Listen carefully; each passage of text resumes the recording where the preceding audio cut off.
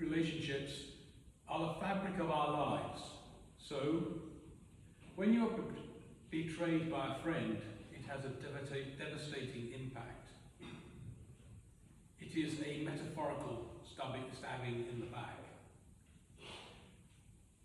The good memories of the times you were together, enjoying each other's company, sharing the ups and downs of life, can be destroyed by a single action or word. It is a bitter pill to swallow and so destructive. Betrayal is the distortion and ruination of relationships. The devil is a past master of this and uses situations where you have been deeply offended or hurt to drive a rift between you and your friend or colleague which you had trusted implicitly. When Jesus and his disciples had gone to Simon's house for a meal, it is probable that Judas took great offence when a woman had poured expensive oil over Jesus' feet, and he had been publicly chided by Jesus when he, Judas, had complained about the waste of the oil and that it should have been sold and the money could be used for the poor. This was the devil's moment, and we are told that from then on, Judas looked for ways to deliver Jesus into the hand of the chief priest and his retinue. It was his revenge for the supposed slight. Although Jesus knew what was going to happen, he told the disciples at the Last Supper that one of them would betray him, which they disbelieved. So seeing Judas approaching him in the Garden of Gethsemane must have been very dispiriting. It was happening. We have just heard about him praying to God, his Father, asking for the events which would unfold not to happen. He was in a state of great mental anguish. The earthly man was facing pain, humiliation, and a painful death, and now the next step of the plan was occurring. His friend for the last 3 years was turning him over to the religious and Roman authorities and had been paid 30 pieces of silver for doing so.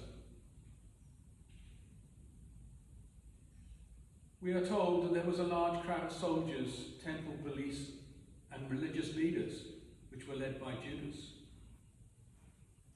Most of them would not have known what Jesus looked like. Also, it was dark.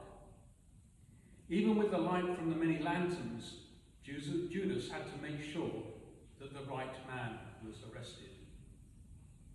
There could be no error in identifying Jesus. And the signal to the authorities was that Judas would kiss Jesus. Kissing someone is a very intimate sign of affection, such as between husband and wife, parents and children. It's not the type of air-kissing beloved of celebrities, who wah type pseudo-greetings. Judas kissing Jesus would have been seen as two great friends meeting. Yet it was the kiss of betrayal. Jesus' response to Judas as he approached was, "Judas, are you betraying the Son of Man with a kiss?" And there was no condemnation, no recrimination, just a question made in sadness.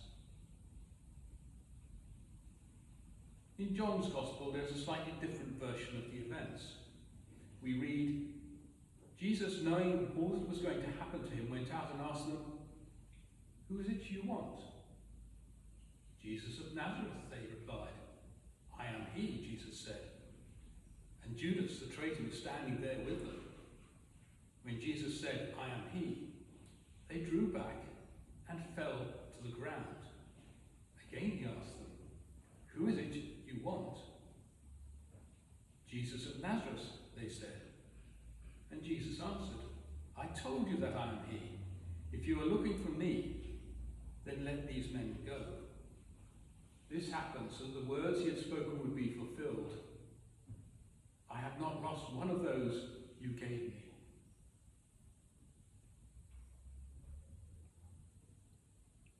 When this was written, the original Greek gives Jesus saying, I am, meaning that Jesus was saying he was God. This was such a powerful statement. So did the presence of God cause the crowd of armed soldiers and others to follow? The original Greek term to describe the number of Roman soldiers suggested there were between 300 and 600 men. It's an extraordinary number of armed men to capture one man and 3 companions. So what were they afraid of? Was it because of Jesus' power, which he had demonstrated through so many miracles? And Peter used that moment to draw his sword and cut off the ear of Malchus, an aide to the high priest. An impulsive and hot-headed act for which Peter was known for. This was not in the plan, so Jesus took control of the situation. He did not condemn Peter for what he had done, nor did he leave Peter to be arrested for injuring a senior religious figure.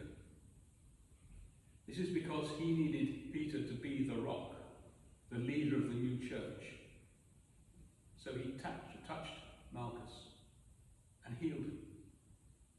Even when tormented by what was going to happen to him, Jesus was full of grace and compassion towards a man who was part of the arresting party. And he was not stopped by the soldiers, nor was Peter attacked by them. And it was Jesus' last miracle which he performed before his death on the cross. Luke wrote, Then Jesus said to the chief priests, the officers of the temple guard, and the elders who had come for him, Am I leading in a rebellion that you have come with swords and clubs? Every day I was with you in the temple courts, and you did not lay a hand on me. But this is your hour, when darkness reigns. It is understandable that the religious authorities did not want the arrest to be made in the temple, because it would have most likely started a riot. So as the devil works in the darkness to shield evil actions, the crowd came to the Garden of Gethsemane on the Mount Olives to make the arrest.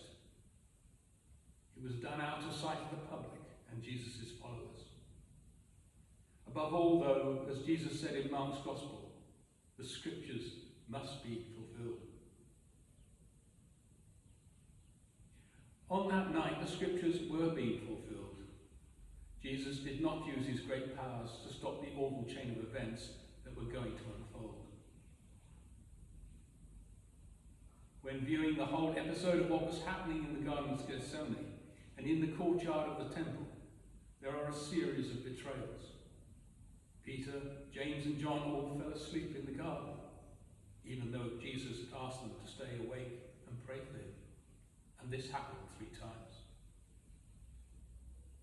When Jesus had been arrested and led away, all his disciples fled the scene. And then Peter denied that he knew Jesus 3 times when challenged in the temple courtyard.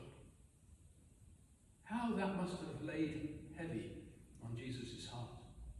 At every turn, his long-standing friends abandoned him at the time of his greatest need. And worst of all, he was betrayed